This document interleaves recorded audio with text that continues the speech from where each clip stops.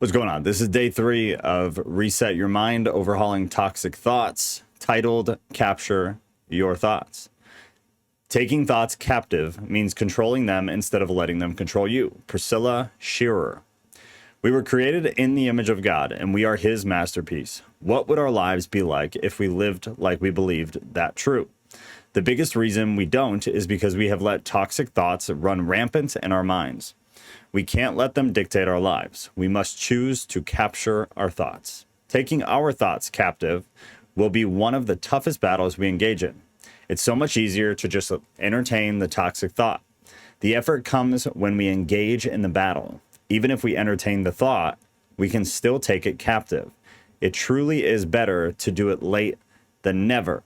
Now, what does that mean? Taking our thoughts captive and engaging in the battle.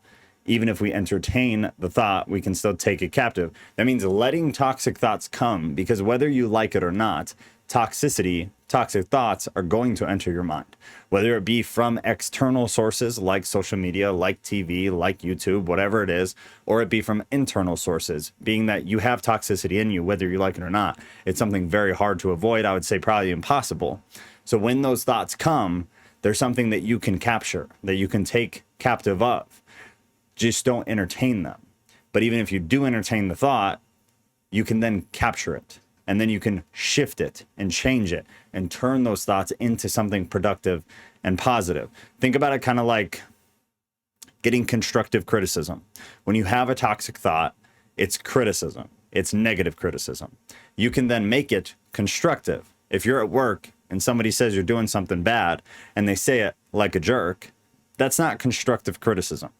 And you can't control people. So sometimes it's just going to happen to you. So when that happens, you can take in that information, being that it's true, they were just delivered in a poor way. You can take in that information and make it constructive criticism within your own self. And that's kind of what we need to focus on when we're talking about that. Even negative things, even toxic things can be turned into productive things if you capture them. And then you do something productive or positive with them. Going on. When the Bible says to take our thoughts captive, that means we have the power to do something about it. As Christians, the same power that raised Jesus from the dead lives in us. With the Holy Spirit's help, we can manage our thoughts. Here's an example.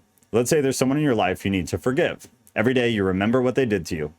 You can't seem to let it go or heal from it.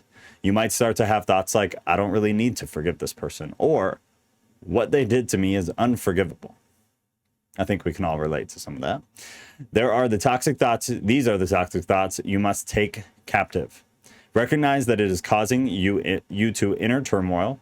Then choose truth from God's word. You might even pray, God, I'm choosing to push this thought aside instead of entertaining it. I know you have forgiven me of so much in my life. Help me to extend that same forgiveness to this person. And then you do it again and again and again until it takes. Until it takes. I'm going to read that again. And then you do it again and again and again until it takes.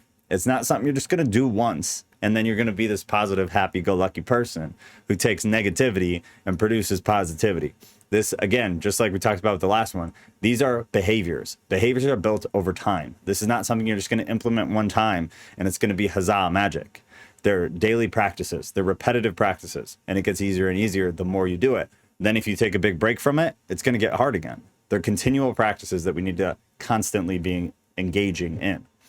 You'll know healing is occurring when you look back on the situation and the string of pain isn't as intense. Exactly. You can look back after a period of time of healing, of productively and repetitively going through this process. You can look back and the pain becomes less intense until eventually, in most cases, the pain goes away. You will see it as something that happened to you, past tense, not something that is happening to you, present tense. Why is it important that we stop those thoughts? Because they go against God's best and prevent us from living joy-filled lives. In order to spend our mental energy on things that build us up instead of tear us down, so they won't control our minds, which in turn control our actions. Every day is a new day. We get a new set of hours to live the lives that bring glory to God and joy to our souls. We just have to recognize that and wake up with a newfound determination to be the boss of our thoughts, not the other way around. Reflect. What is recurring toxic thought that you need to start taking captive today? Call it what it is, a lie. Find a verse that will blast the lie. When you think that thought, capture it and speak the verse aloud. Do this as often as you need. So this is homework. Whoever did this one did my work for me. Do this, do this, do this. What is a recurring? Think right now. Just take a minute. Just big breath. What is a thought? A toxic thought. I'm not good enough. My husband thinks this about me. My wife thinks this about me. My kids think this about me. People at work say this about me. Whatever. Toxic thought. Needs to be don't make it something that is true. Like you never take the trash out. Your family wants you to take the trash out. That's not a toxic thought. Let's go take the trash out. Something that is toxic, that is not productive, it's not healthy, it's not good for you, and it's not true. Get that thought in your mind. Now, try to actually go into scripture and find something. And here's a little cheat code. You can Google scripture verses for XYZ. Now, granted, it is an algorithm that collects those verses, so some of them are going to not relate, and some of them are not going to be great. But at least it'll whittle down a very large text for you to look through if you're not, very fluent in the Bible. You're not somebody who can say, oh, I know there's something in Matthew about this. Use Google, use technology to your advantage.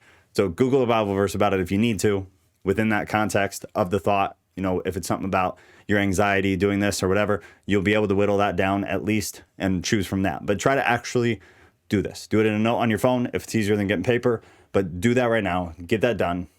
And then the verse for today is 2 Corinthians 10:5. We demolish arguments and every pretension that sets itself up against the knowledge of God.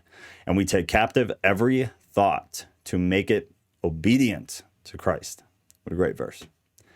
All right, so do the homework for that one. And then I'm sure that'll lead us in to tomorrow's. Have a great night, guys.